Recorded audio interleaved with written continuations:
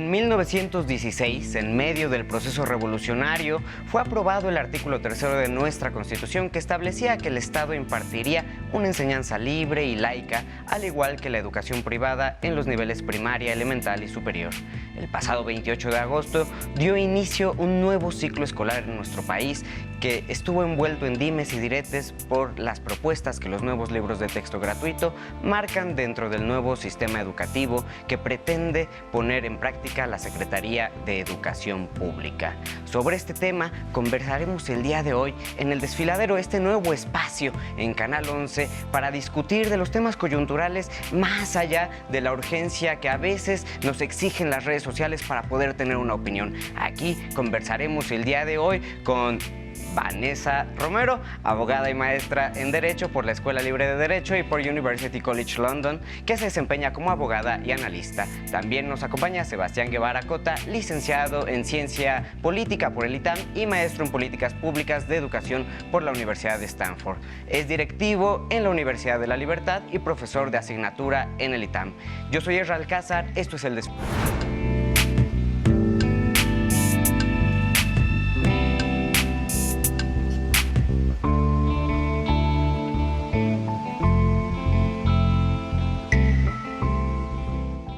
La educación en México ha sido un tema más que recurrente en la discusión pública de este 2023.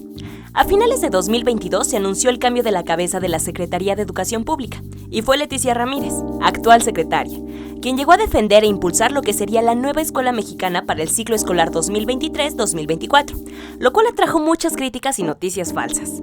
La nueva escuela mexicana es un enfoque educativo que busca transformar el sistema educativo en México, implementando cambios significativos en la forma en la que se enseña y se aprende. Esta nueva propuesta se basa en principios fundamentales como la inclusión, la equidad y la participación activa de los estudiantes.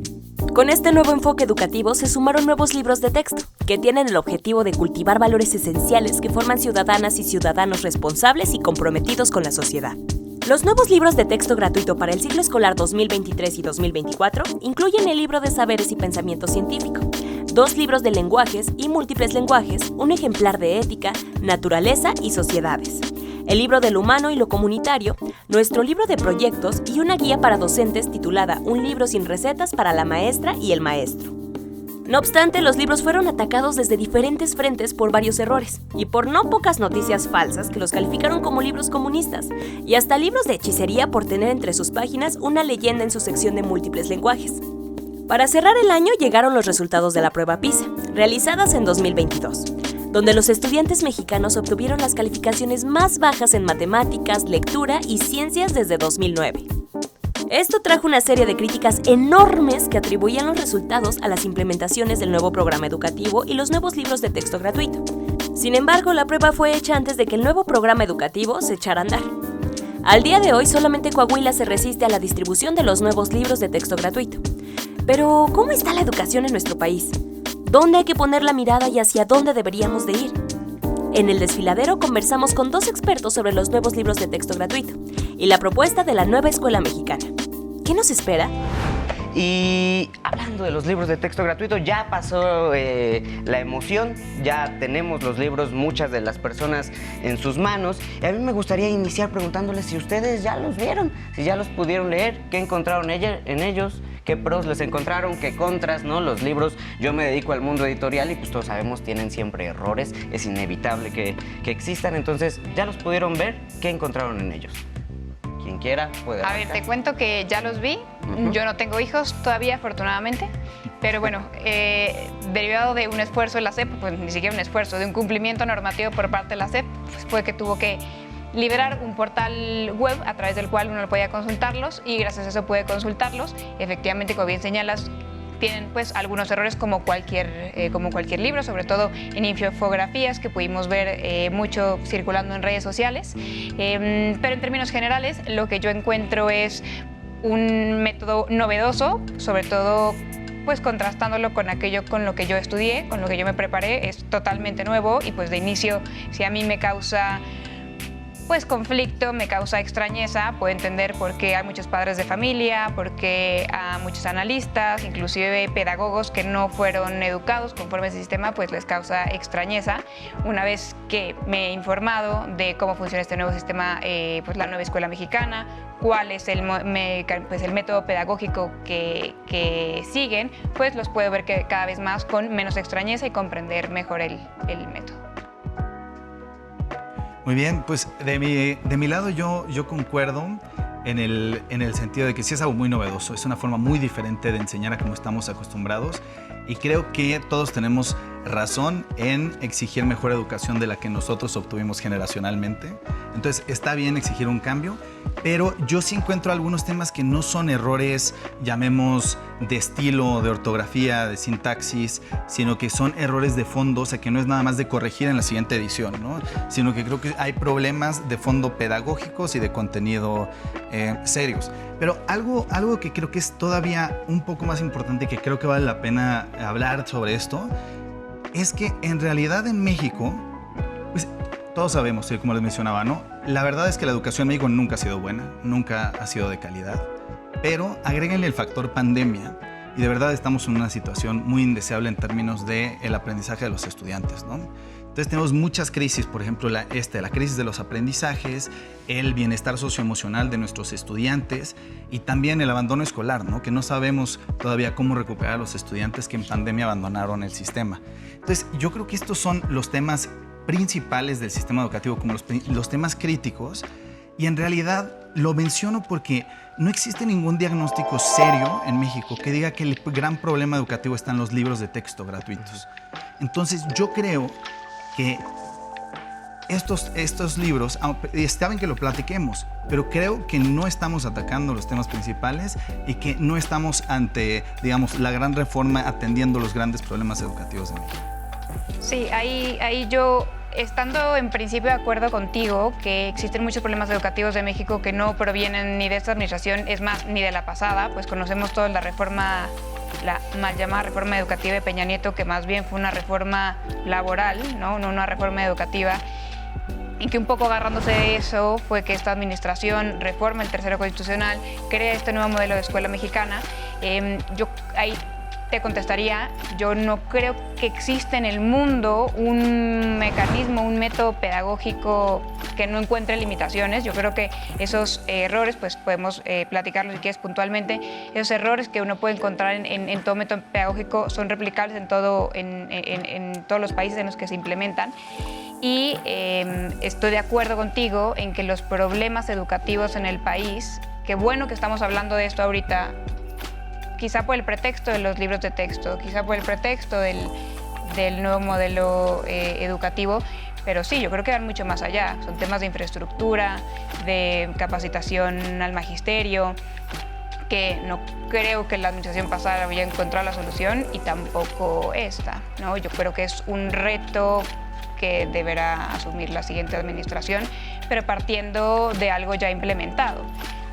Si considero un logro de esta administración haberse aventado el tiro de emitir un nuevo plan de estudios y nuevos libros de texto, aun cuando es un tema que conocemos altamente impopular, sobre todo en las clases medias, ¿no? Porque sabemos que históricamente ese ha sido el tema en las clases medias, proteger la educación de sus hijos, y que protegiendo esta administración su ideología se haya aventado el tiro de emitir esa modificación educativa, ¿no? Me encantan estas mesas que casi se modelan solas, ¿no? Porque obviamente saltamos, eso habla también de que tenemos invitados muy inteligentes, porque el tema no son los libros de texto, efectivamente es el nuevo modelo educativo, y ahí yo creo que propusiste, Sebastián, desde hace rato algo muy interesante, ¿no? Y que lo estábamos llevando muy bien. La cosa es, después de esos problemas que enfrentamos con la pandemia, de una educación que en los últimos años no ha dado mejores resultados, y no sé si necesariamente por la pandemia, no es esperanzador cambiar a este nuevo modelo. Pues mira, en realidad lo que están haciendo otros países no es el cambio curricular, sino la reducción curricular. En ese sentido es reducir a los aprendizajes imprescindibles y dar atención focalizada como tutorías, ¿no? Educación remedial.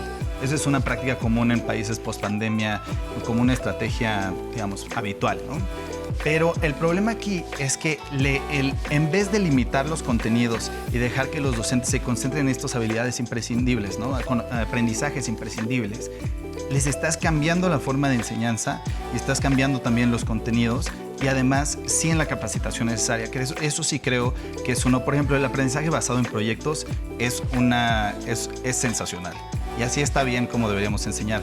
Pero, por ejemplo, llegar y sin la capacitación necesaria, sin tener esa formación, saltar a eso es complicado para el docente. Yo creo que ahorita, en estas primeras 2 semanas de clase, va a haber docentes que están batallando para ajustarse.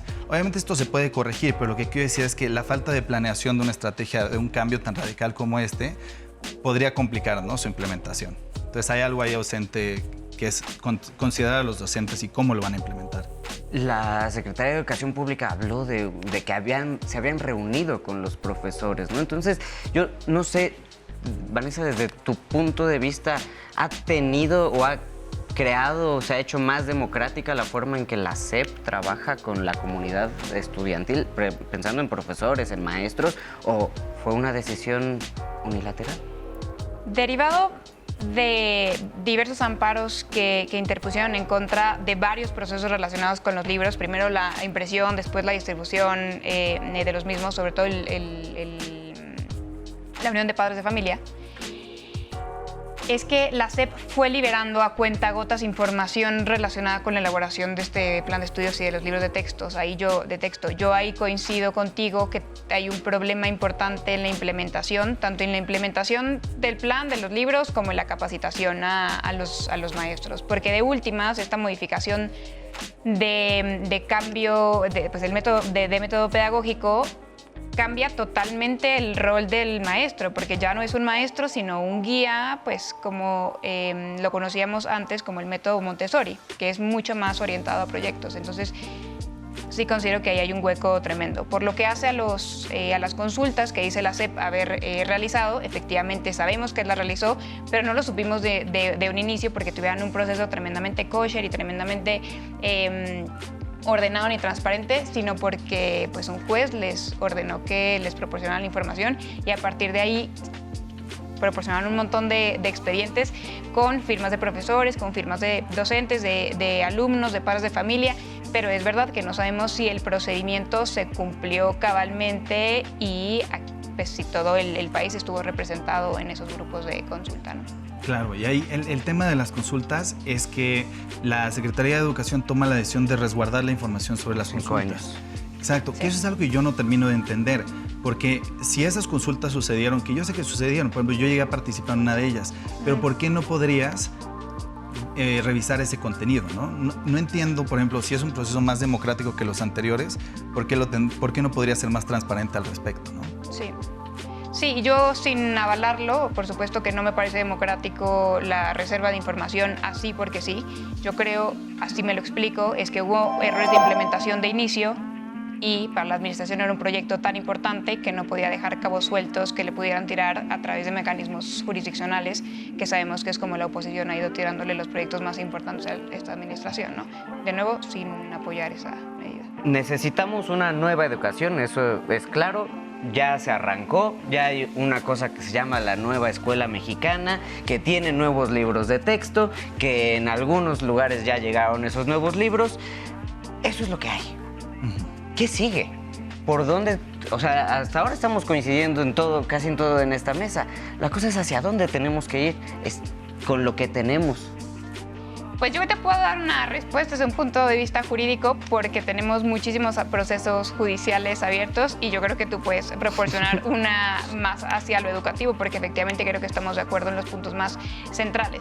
Desde un punto de vista jurídico estamos casi que en un limbo porque tenemos por ahí estados que están con una suspensión porque iniciaron una acción de inconstitución, una controversia constitucional y luego tenemos particulares amparados que ellos en lo individual no pueden, pues sus hijos no pueden recibir los libros. Entonces por ahí tenemos parches por toda la República de gente que no va a recibir los libros o los va a recibir tarde y entonces el plan educativo no se les aplicará de la misma forma. Entonces yo creo que ahí el derecho está un poco rebasado y se va a tener que encontrar una solución política con cada uno de los gobernadores para que se implemente de forma homogénea línea y ahí sí, una vez aplicado de esa forma, tendrá que venir la solución educativa. Sí, mira, y entrando al tema jurídico, el procedimiento adecuado para publicar los libros es que primero sacas los planes y programas de estudio y después comienzas a elaborar los libros. En este caso, por ser un proyecto prioritario, la verdad es que hubo errores procedimentales, ¿no? Entonces no siguieron la normatividad que debía.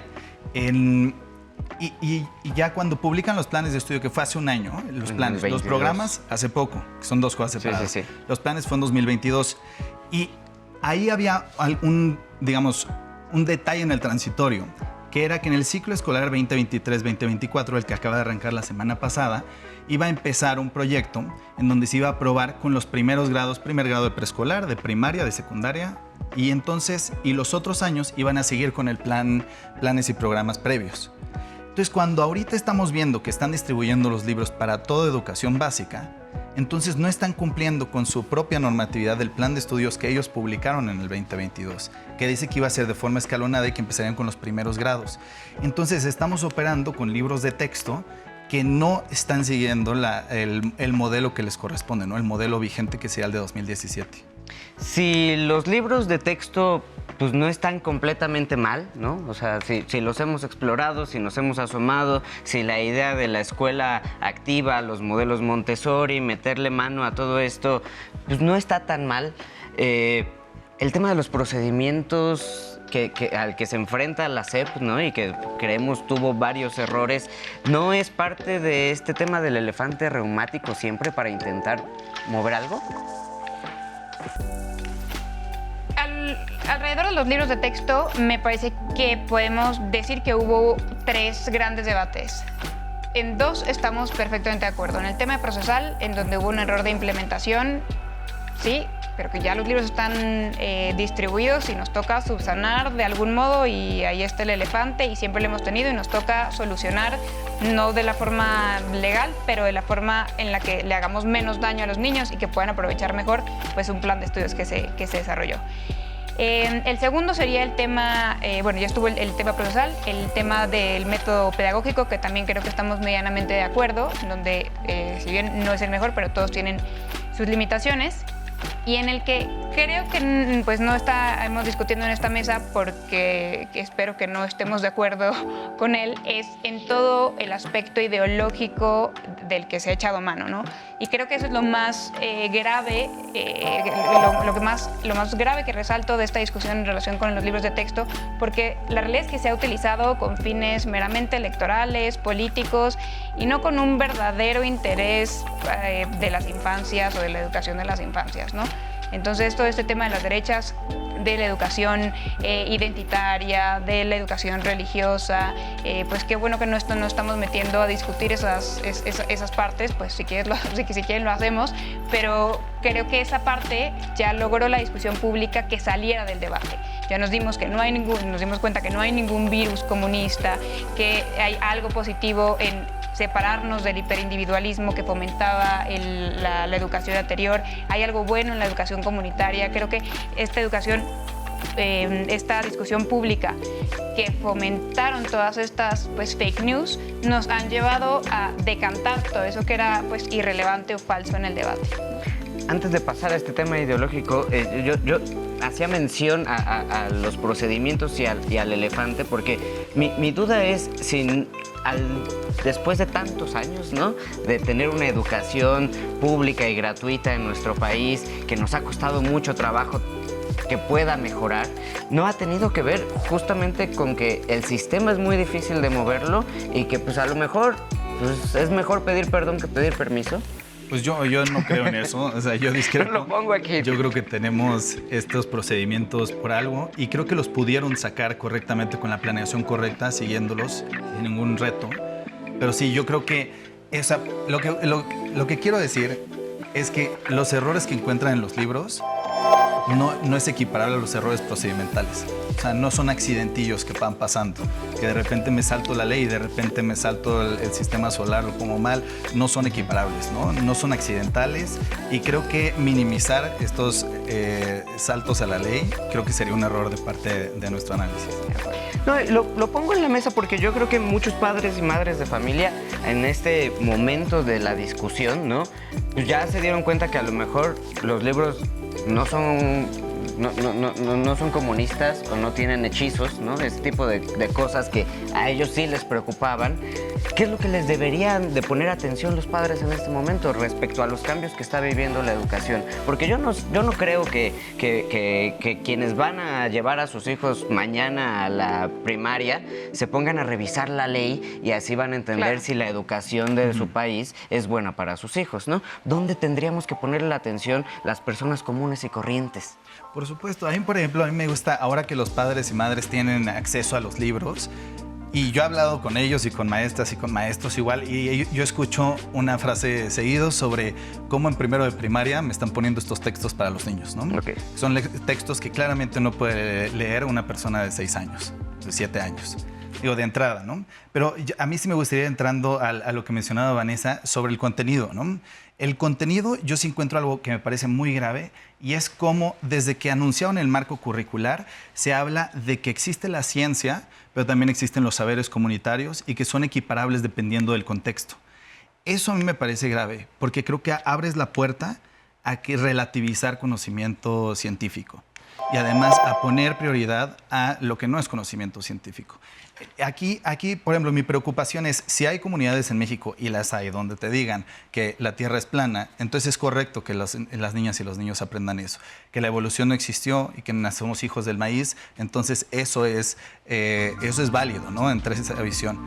Entonces yo creo que sí es importante enseñar cómo otras visiones del mundo conviven dentro de México, pero de eso a equipararlos y ponerlos como si estos saberes populares o comunitarios y la ciencia de verdad son equiparables dependiendo del contexto, me parece que es algo muy grave en cuanto a los niños, porque además va en contra del tercero constitucional, que es muy claro que la educación debe luchar contra prejuicios, debe fomentar educación científica. Entonces yo sí creo que ahí hay un error grave fuera de lo normativo, y creo que los padres, las madres sí van a notar que hay un tema ahí anticientífico en el contenido de estos libros.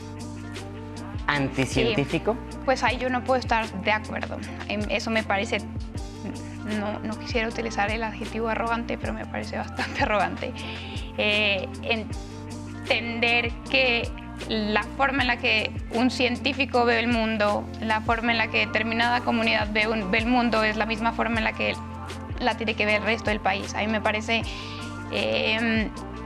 que luchen contra los prejuicios establecidos en el tercero constitucional, precisamente reconocer la igualdad de valor de estas dos comprensiones del mundo, y creo que podemos verlo en un ejemplo.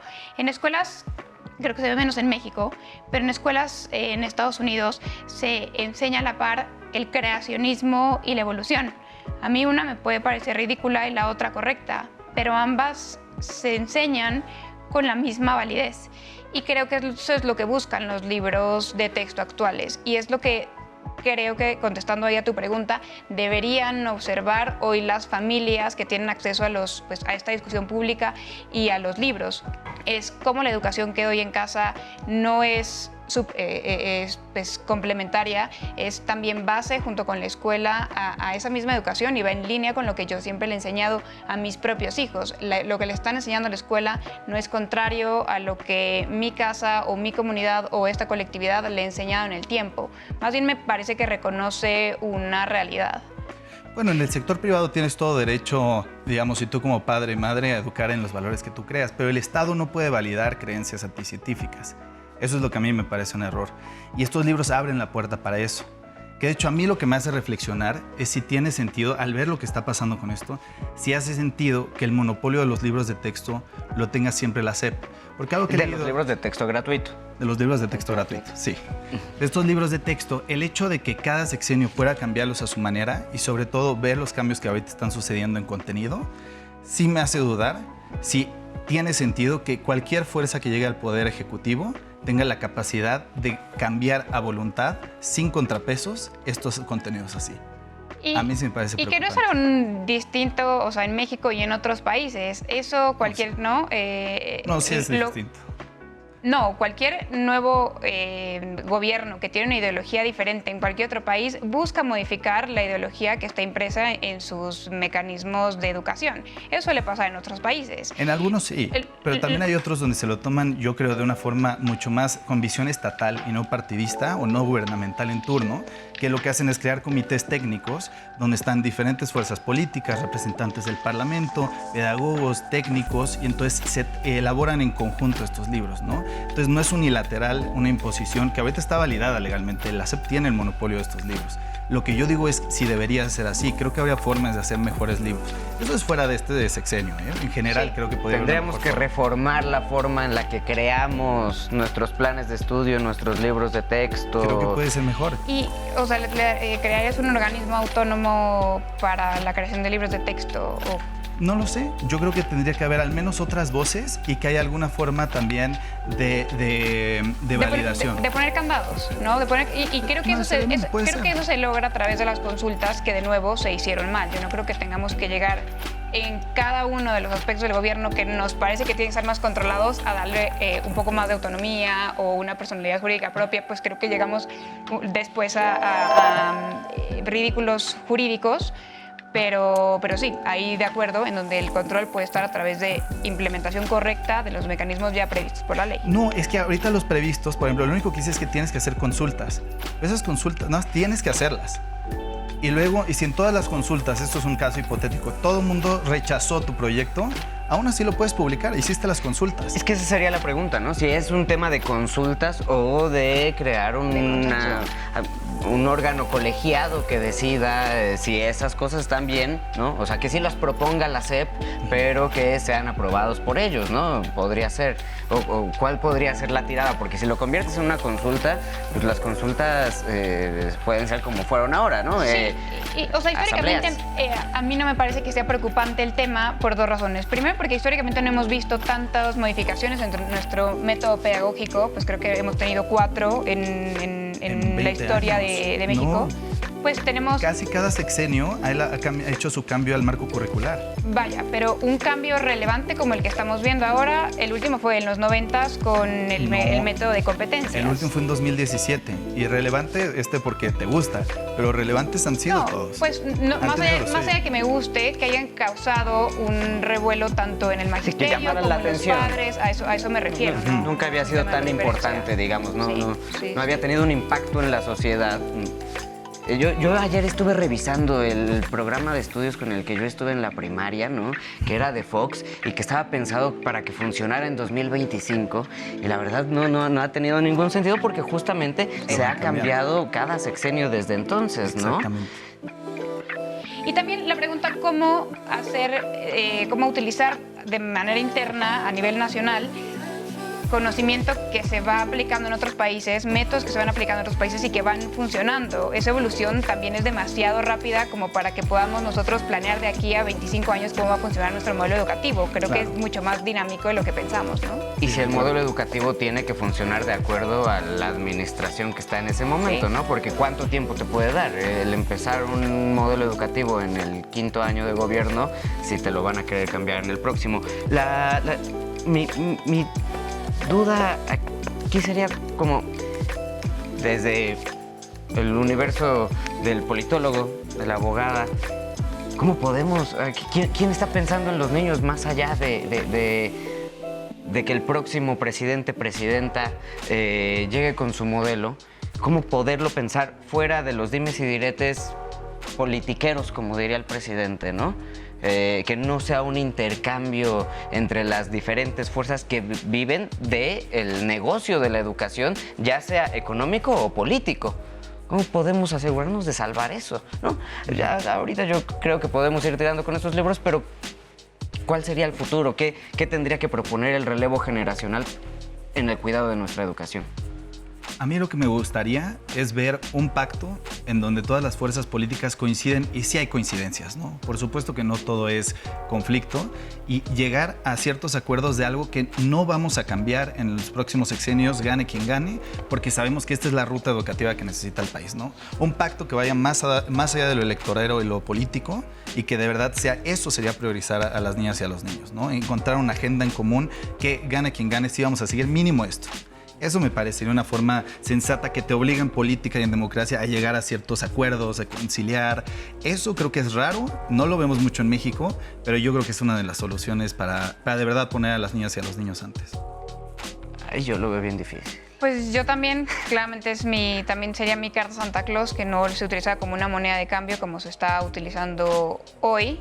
Pero además yo creo que hay una solución un poco más objetiva y es evaluación. Evaluación con la que la realidad es que tampoco va a cumplir esta administración en materia educativa. Evaluación como pruebas PISA y cosas así. Pues retomar de algún modo de forma sensata, seria, la evaluación educativa que pues se echó para atrás con la reforma de Peña Nieto. Pero que igual como hoy estamos viendo buenos resultados con la ENIG, con el Coneval, pues lo sabemos gracias a la evaluación. Si no tenemos evaluación posible, pues como saber si vamos siquiera por buen camino. Entonces yo creo que esa es la respuesta si buscamos de verdad el bienestar de los niños. Exactamente, ese sería uno de los puntos, por ejemplo, donde yo pondría que todos tendrían que estar de acuerdo, que necesitamos estar midiendo cómo van las niñas y los niños a través de una evaluación sumativa, de ver cómo va el país. O sea, sí tener un termómetro de cómo va esto. Creo que eso es algo que, a pesar de ideología y a pesar de posiciones partidistas, tienes que apoyar una iniciativa de ese estilo. Pero ¿cómo evalúas a los niños que están en la primaria, que no tienen, que eso es algo que se ha repetido mucho, que tienen diferentes formas de aprendizaje, que tienen diferentes situaciones personales, ¿no? ¿Cómo puedes hacer la misma tabla rasa para los niños de nuestro país? ¿Cómo evaluarlos si no son iguales? Para mí es muy importante la idea de que sea una evaluación comparable a pesar de los contextos, porque así es como puedes ver de verdad dónde están las deficiencias, dónde están los problemas, dónde están ubicados, cuáles son esos problemas, para que tú puedas enfocar entonces los apoyos, ¿no? Si no, en realidad estamos haciendo, y es lo que está pasando ahorita, que hacemos política educativa ciegas. Sabemos que estamos mal, pero no sabemos cuánto, no sabemos dónde, no sabemos en qué temas realmente. Entonces sí, esa es de verdad una de las grandes flaquezas, ¿no? Pero yo sí creo que una base igual para todos. Ya después podrás controlar por las condiciones materiales, socioeconómicas de los estudiantes, por ejemplo, ¿no? Distintos contextos. Sí lo puedes analizar también. No es necesariamente uno o el otro, pero creo que la misma barra nos ayuda a identificar esos problemas. A mí me costaría trabajo pensarlo, ¿no? Que creería que los estados que siempre están mal van a terminar saliendo mal, ¿no? Porque eso se va repitiendo a lo largo de los años, pero bueno, me parece muy interesante esto que hemos conversado. Estamos a punto de cerrar nuestra mesa. 2 minutos, un cierre, lo que piensen respecto a lo que estamos viviendo. Está arrancando el ciclo escolar, no sabemos qué sucederá, quiénes sí van a aceptar los libros de texto, quiénes les van a arrancar las páginas que no les gusten y si los procedimientos se terminarán de arreglar. Creo que esta administración tiene una gran lección que aprender derivada de esto y es si implementas bien, si sigues las reglas procedimentales como se debe, si llevas bien tus expedientes, no hay necesidad, uno, de hacer confidencial la información y por tanto encender a la oposición de inmediato, y 2, llevar a buen puerto proyectos que de inicio me parece que tienen una buena intención y que están también bien logrados, vaya, en su planeación, pero pues de nada sirve si en la implementación lo echas al traste. Yo diría para cerrar que las y los docentes, una vez más, siento que son los atropellados con este procedimiento. Yo las invitaría a de verdad pensar en cómo usar de la mejor manera, de la manera más efectiva estos materiales que tienen, porque de verdad esto de no entregar los materiales yo creo que no es opción a estas alturas, porque para muchas escuelas estos son los únicos materiales que tienen. Hay que usarlos, toca el análisis de cada docente, de cada grupo, de cada consejo técnico, analizar qué se rescata y qué no, y pues que el resto de los libros se encuentran en la página de Conalitec, los libros históricos, que hagan una recopilación de los ejercicios que les funcionan, de los contenidos que necesitan, pero que una vez más pues acaba siendo el docente quien está velando por las niñas y los niños de este país, ¿no? Acerquémonos a los nuevos libros de texto, no le tengamos miedo, no nos llevemos prejuicios y pues pongámosle perspectivas en estos días que ya se avecinan electorales a las propuestas de educación que tendrán también las nuevos candidatos, porque pues a final de cuentas, si no trabajamos en la educación, en la salud, pues ¿para qué nos dedicamos a esto? Muchas gracias, esto fue El Desfiladero, yo soy Israel Alcázar.